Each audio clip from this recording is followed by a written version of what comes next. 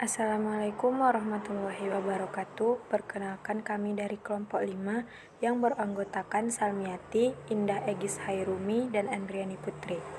Baiklah, di sini kami akan membahas materi kelompok 5 mengenai demokrasi. Assalamualaikum warahmatullahi wabarakatuh. Perkenalkan, nama saya Salmiati, NIM 1201113261134. Baiklah, saya dari kelompok 5 akan menjelaskan sedikit mengenai demokrasi. Dari sudut bahasa atau etimologis, demokrasi berasal dari bahasa Yunani, yaitu demos yang berarti rakyat dan kratos atau kratein yang berarti pemerintahan. Jadi, secara bahasa, demokrasi ialah pemerintahan rakyat atau kekuasaan rakyat. Nah, menurut International Commission for Justice, demokrasi adalah suatu bentuk pemerintahan di mana hak-hak untuk membuat keputusan-keputusan politik diselenggarakan oleh warga negara melalui wakil-wakil yang dipilih oleh mereka dan bertanggung jawab kepada mereka melalui proses pemilihan yang bebas. Nah, menurut C.F. Strong, demokrasi adalah suatu sistem pemerintahan di mana mayoritas anggota dewasa dari masyarakat politik ikut serta atas dasar sistem perwakilan yang menjamin bahwa pemerintahan akhirnya mempertanggungjawabkan tindakan-tindakan kepada mayoritas. Nah, mengenai teori dalam model-model demokrasi, ada beberapa di antaranya teori demokratis ekonomi. Teori demokrasi ini berpandangan bahwa fungsi demokrasi pada prinsipnya sama dengan pasar dalam ekonomi kaum elit, menawarkan solusi alternatif untuk mengatasi masalah-masalah politik suatu negara. Kemudian, rakyat memilih di antara elit-elit tersebut, meskipun mereka tidak memiliki kesempatan untuk berpartisipasi dalam perumusan maupun pelaksanaan program-program yang ditawarkan. Nah, baik yang elit ini bertujuan untuk mendapatkan jabatan, kekuasaan, penghasilan maupun para pemilih yang bertindak untuk kepentingan pribadinya. Untuk poin kedua, yaitu teori demokrasi langsung. Nah, demokrasi langsung ini muncul dari pengalaman bahwa wakil-wakil politik maupun lembaga-lembaga politik seperti partai, pemerintahan, dan parlemen pada umumnya berusaha untuk memisahkan diri dari kepentingan rakyat. Mereka hanya memperjuangkan kepentingan diri sendiri dan kemudian secara perlahan mengabaikan kepentingan rakyat yang diwakilinya. Nah, demokrasi langsung ini berkeyakinan bahwa pada akhirnya tidak perlu adanya pemisahan antara pemerintahan dan rakyat demi mencapai tujuan demokrasi. Poin ketiga, yakni demokrasi media, yang populistik atau lebih merupakan bentuk kegiatan tertentu dari demokrasi ketimbang sebuah model normatif dari demokrasi modern. Dalam masyarakat modern, politik sepenuhnya ditentukan oleh media, khususnya televisi. Terakhir, demokrasi partai yang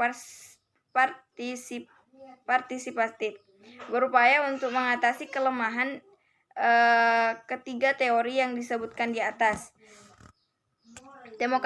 Demokrasi ini dapat menggabungkan efisiensi politik dan partisipasi. Nah, adapun model-model demokrasi tersebut dapat dibagi menurut dua perspektif yang berbeda.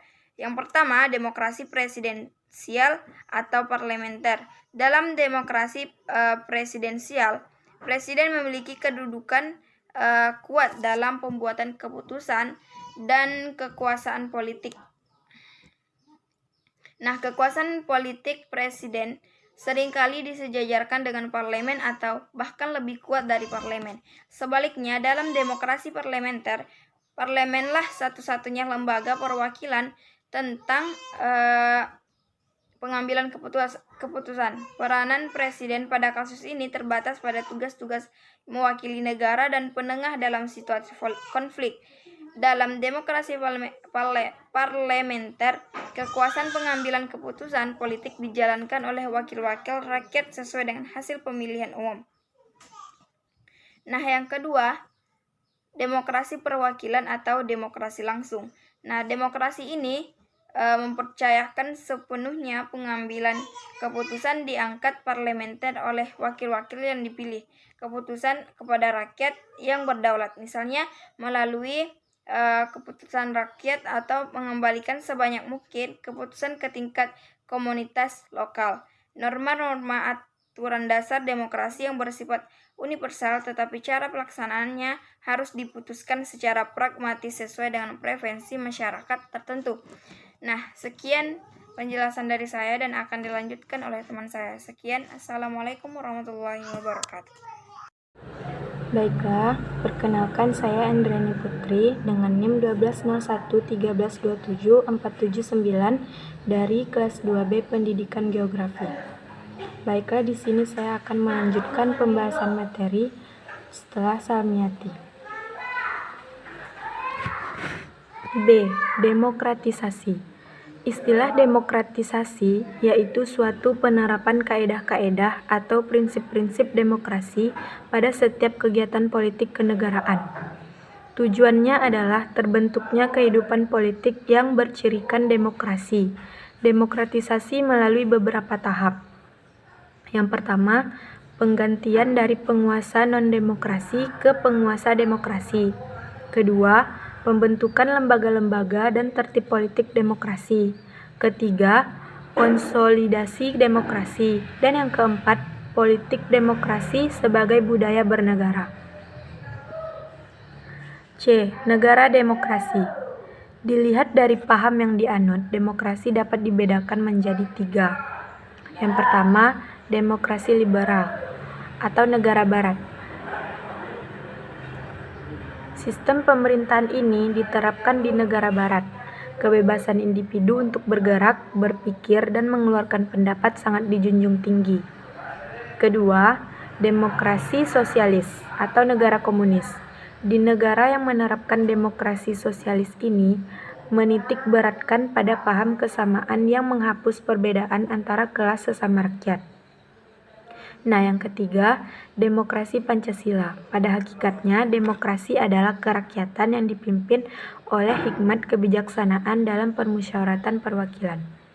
Kerakyatan adalah kekuasaan yang tertinggi ada di tangan rakyat.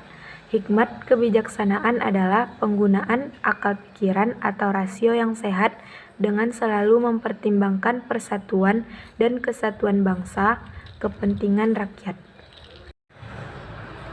Nah, selanjutnya, negara demokrasi. Ciri dari negara demokrasi menurut Brigham Power Jr. yaitu legitimasi pemerintah, pengaturan organisasi secara teratur dalam negara paling tidak terdapat 2 partai. Setiap warga negara sudah memenuhi syarat berhak dalam pemilu. Setiap warga negara dalam pemilu dijamin kerahasiaannya. Masyarakat dijamin kebebasannya, dan masalah-masalah dalam negara demokrasi dan ekonomi. Selanjutnya adalah kemerosotan demokrasi. Demokrasi yang sedang merosot memang ditandai dengan adanya basis demokrasi yang penting dengan diperkenalkannya hak suara yang sama untuk semua orang dalam pemilihan umum. Selanjutnya, musuh-musuh demokrasi. Sistem politik negara demokrasi memiliki beberapa ciri yang tidak disukai penentangnya. Ciri-ciri tersebut mencakup pembatasan kekuasaan politik baik oleh waktu maupun tindakan politik tertentu. Di seluruh dunia, musuh demokrasi adalah pihak yang takut bahwa pengakuan terhadap aluran-aluran demokrasi akan menghambat pencapaian kepentingan politik dan sosial mereka. Mereka juga khawatir sistem yang demokrasi akan menimbulkan berbagai kerugian terhadap kepentingan mereka. Baiklah, selanjutnya pembahasannya akan dilanjutkan oleh Indah Egis Hairumi. C. Negara demokrasi. Pandangan ke depan, demokrasi juga ditopang oleh kemampuannya untuk senantiasa menyelesaikan masalah. masalah yang dihadapin oleh masyarakat secara meyakinkan dan efektif. Selain itu, demokrasi tersebut juga diterima demi kepentingan seluruh warga negara dengan menggunakan instrumen kekuasaan yang sah. Dalam dunia zaman ini, tugas demokrasi untuk masa depan terletak dalam perluasannya, menjangkau arena global. D. Pelaksanaan demokrasi di Indonesia. Yang pertama, mekanisme pada lembaga-lembaga konstitusional tingkat pusat pelaksanaan demokrasi Pancasila pada lembaga-lembaga pusat menurut Undang-Undang Dasar 1945 harus mengikuti prinsip-prinsip yang termuat dalam Undang-Undang Dasar 1945. Yang kedua, mekanisme pada lembaga-lembaga pemerintah di daerah dengan pengarahan-pengarahan yang diberikan dalam garis-garis besar. Yang ketiga, mekanisme pada kehidupan politik rakyat. Adapun pelaksanaan demokrasi Pancasila di bidang kehidupan politik rakyat, kita dapat berpegang pada Undang-Undang Dasar 1945 dan Undang-Undang Nomor 3 Tahun 1975 tentang partai politik dan golongan karya. Yang kedua, pendidikan demokrasi. Tujuan pendidikan demokrasi adalah mempersiapkan warga masyarakat berperilaku dan bertindak demokratis melalui aktivitas menanamkan pada generasi muda akan pengetahuan, kesadaran, dan nilai-nilai demokrasi. Fungsi dan tujuan pendidikan nasional dalam Undang-Undang Nomor 20 Tahun 2003 tentang Sistem Pendidikan Nasional dinyatakan pula bahwa pendidikan nasional berfungsi mengembangkan kemampuan dan membentuk watak serta peradaban bangsa yang bermartabat dalam rangkai mencerdaskan bangsa, bertujuan untuk berkembangnya potensi peserta didik agar menjadi manusia yang beriman dan bertakwa kepada Tuhan Yang Maha Esa, berakhlak mulia, sehat, berilmu, cakap, kreatif, mandiri, dan menjadi warga negara yang demokratis serta bertanggung jawab. PKN sebagai pendidikan demokrasi. Pendidikan kewarganegaraan adalah salah satu ciri dari pemerintah yang demokratis. International Commission of Jurists sebagai organisasi ahli hukum internasional dalam konferensinya di Bangkok 1965 mengungkapkan bahwa syarat-syarat dasar untuk terselenggaranya pemerintah yang demokratis di bawah rule of law ialah sebagai berikut. Yang pertama, perlindungan konstitusional. 2. Badan kehakiman yang bebas dan tidak memihak. Yang ketiga, pemilihan umum yang bebas. Yang keempat, kebebasan untuk menyatakan pendapat. Yang kelima, kebebasan untuk berserikat atau berorganisasi dan beroposisi. Yang keenam, pendidikan kewarganegaraan. Baiklah, itulah tadi pembahasan dari kelompok 5. Kami mengucapkan terima kasih banyak kepada dosen pengampu Ibu Emilia Susanti dan terima kasih banyak kepada teman-teman sekalian. Lebih dan kurang kami mohon maaf.